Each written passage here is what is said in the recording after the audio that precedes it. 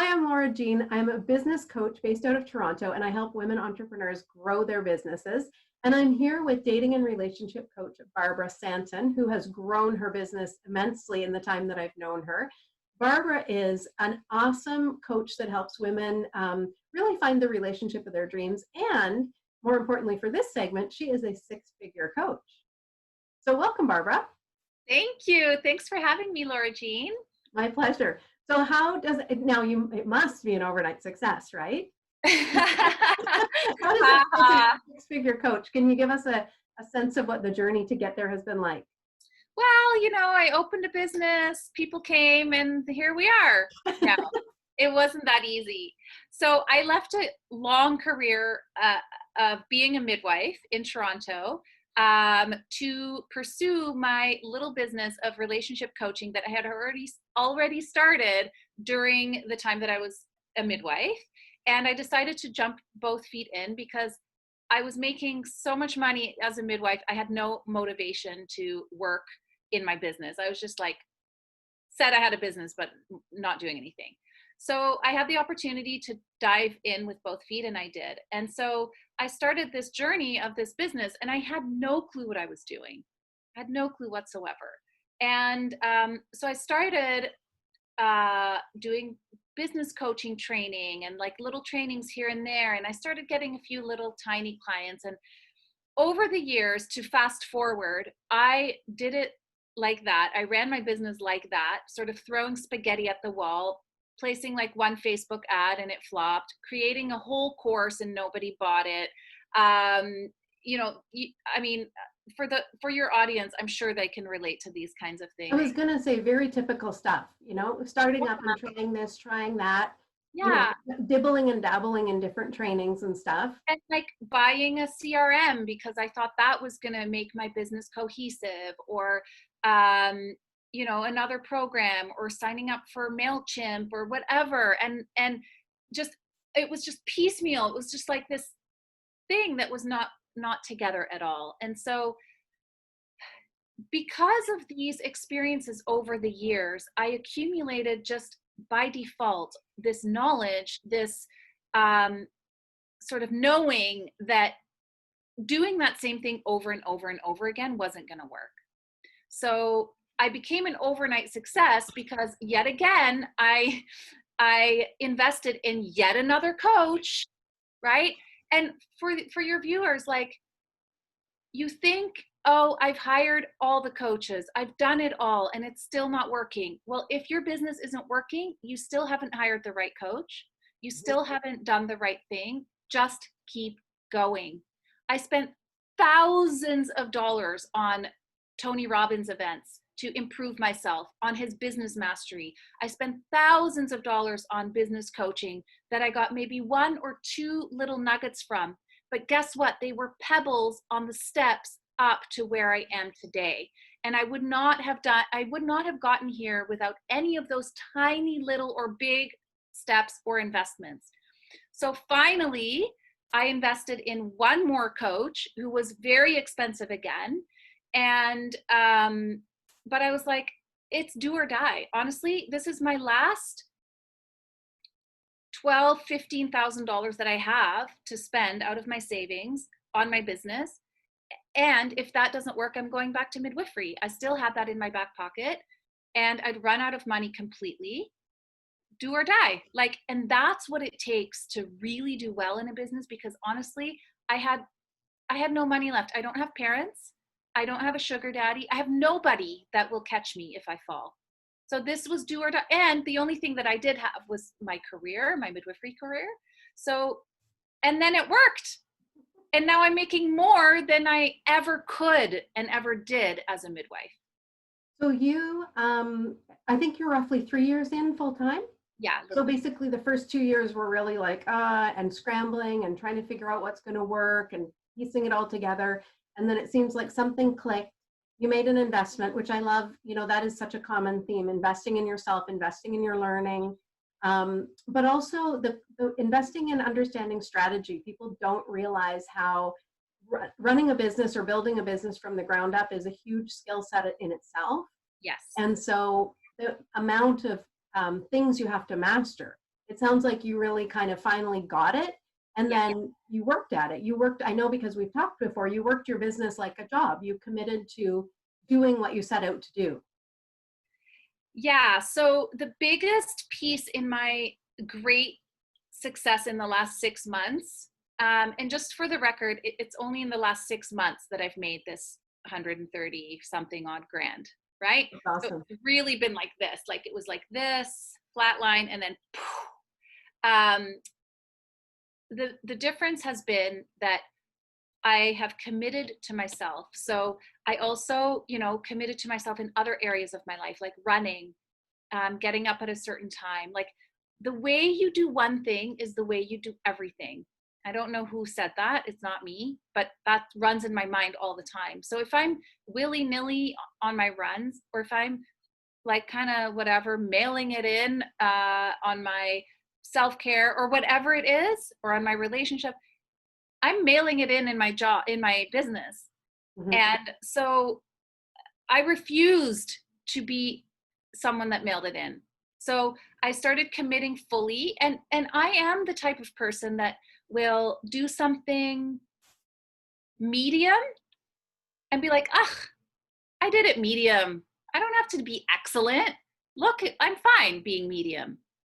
And so I had to break through that barrier, that mindset block, and that literal sort of ceiling, right? I had to break through my own block with that. So by committing to myself and saying, okay, I'm working tomorrow, I'm doing this thing tomorrow, and having a checklist or whatever, however you work.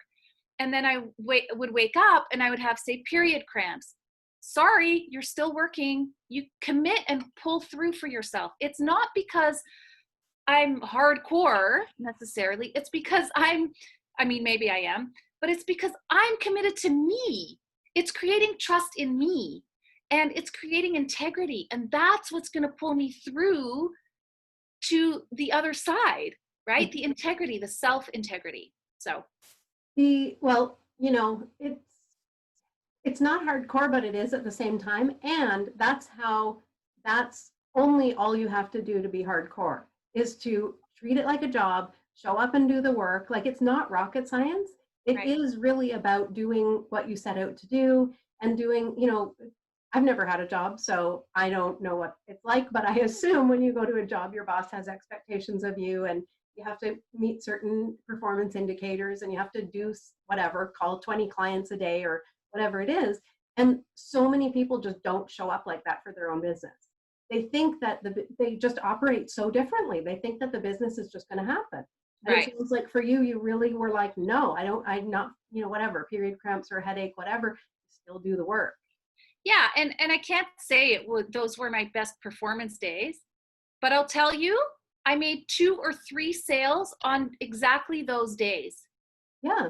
Those kinds Oh, of days. And if I had mailed it in and called them and said, sorry, I'm canceling, which I have done in the past, I wouldn't have made those sales. I wouldn't have made 12 grand on that client, right? that's Like huge. it's huge, Yeah. right? So it's just, I'm getting excited because it's so exciting to get that, because I didn't get it before. Mhm. And it's so real to Yep. follow through on yourself. So So I love it. And you also, just before we came on camera, you were talking to me about a series of discovery calls you did. yeah. So I did probably 18 discovery calls in a row. And of course, the setup is that you learn how to get those discovery calls, which is a whole process of building an audience. And like, I did all of that first. And then, getting them on the phone is a whole other thing. But I did about 18 of them before anyone said yes. And I was like, by the time, and I talk about this with dating too. By the time you get to the one that's the one, you're like, whatever, like, take it or leave it, I don't even, another date, I don't even care. So it was like, fine, another discovery call. By now I'd gotten really good. I had, honestly, I made so many mistakes. I failed so many times. I wanted to puke other times. I was like, get me off the phone with this woman other times. Like it was this whole roller coaster. And I showed up for myself and I sat at my desk and I did the discovery call and I did the script. And then the first woman who said yes, I was like, what? You're Pardon? I, Like, actually? You don't have any, you know, she hardly had or didn't have you any. don't have to think about it. No. Or like no objections whatsoever. I was like, what? And I'm shaking. I'm like putting her credit card into PayPal, like hoping it'll go through because, you know, like it can't be real. And of course it goes through, and her, you know, all her other payments have gone through, and she loves working with me. And now I have 11 clients, and it's And all now it's like normal, right? Now you're like, yes or no, whatever. right. It's like, Right. And now I know, I mean, you always hear failing forward, but every time I fail a discovery call, I get excited. yeah. Because I get to do it again, and I know what I did wrong. I know where I sucked, and I won't do that again. And so that's where you get better and better and better. Absolutely. It's and one more under your belt. Totally. Exactly. And guys, ladies, sales, you need to embrace sales. Like you can't be a spiritual entrepreneur or like you have to crush the sales. Like sales is sales. And it's not like in the salesy way that we used to think. It's with currency. Your connection is your currency, and you need to learn that muscle of selling yourself. So be okay with that. Hire someone, learn how to do it. That's a big skill. I'm so excited, and we're trying to stick to the 15-minute format. So I'm like, but I could do this all day with you, Barbara. It's like, you know, I couldn't agree more about the sales muscle. It's huge. And realizing that, you know, actually selling to someone, getting them to say yes and getting them to commit to themselves when you know bloody well you can help them, that's huge. And being all pussyfooting around it, going like, oh, I don't want to seem too pushy or too salesy or too aggressive. No, like, are they going to step up for themselves or not? Right.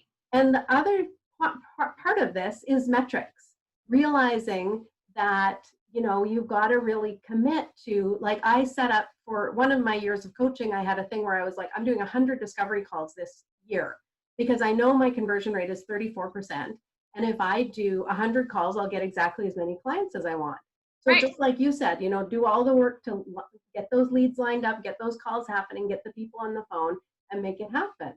So tracking metrics, I know, is something you do too. Yes.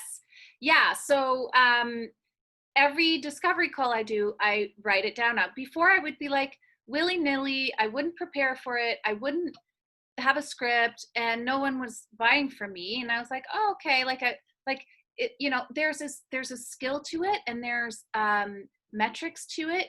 There's structure to it. And that's exciting because anybody can learn how to do this. Yeah. You just have to be brave enough to jump in and do it. It's just like you have to, you know, you can't just, you know, learn to ride a horse. You have to go and take lessons and learn it, or any other, I don't know why I thought horse riding, but horseback riding, but any other skill. Like the other day, we were at the cottage and we were cliff jumping. It took me 15 minutes, or it felt like that long, to actually jump off the darn cliff. But once I did it, then I was able to do it. You just have to jump off the cliff. Just do it. Just keep at it and feel stupid. No, you're not. And just, you know, fail forward. Awesome. Would you say that, what would sum up your advice then? You've just given us so much here to work with in terms of what your secret success is. How could you sum it up for someone who's thinking about starting out or just getting going? Yeah, I would say a lot of it is mindset, but it's also strategy. So the mindset stuff was really important at the beginning for me to start believing that I could be a successful businesswoman. But the strategy is what, you know, the strategy and the kind of mechanics of doing 18 calls and just doing them, or getting up when you have period cramps and just doing it anyway, like committing to yourself. There's a strategy and a mechanics to that. It's not like, do I feel like it? I don't know. Do you feel like making $100,000? Probably. Ask yourself that. Right. Then you get up, right? So just do it, right? Because you're doing it for a reason, and remember that reason. So Yes. So mindset and strategy, and then mindset again on top of that strategy. The mindset of get your ass up in the morning, follow through with what you promised to yourself. Yeah. And a healthy dose of perseverance. Yeah, that was the number one thing. That's the number one thing is perseverance, right? Which is all those things. It's just pushing through, pushing through. And then you get this reward of Yeah. feeling amazing, feeling like a rock star, really. It's No amazing. kidding. Awesome. Thank you, Barbara. You are amazing. And we're at about the 15-minute mark. We're going to include all your links and stuff so people can find you. Thanks. And thanks so much for joining me today. It was such a pleasure. So fun to talk to you as always. I agree. We should do coffee sometime soon. Yes, totally. I'm For in. one. Great. Mwah! That was awesome.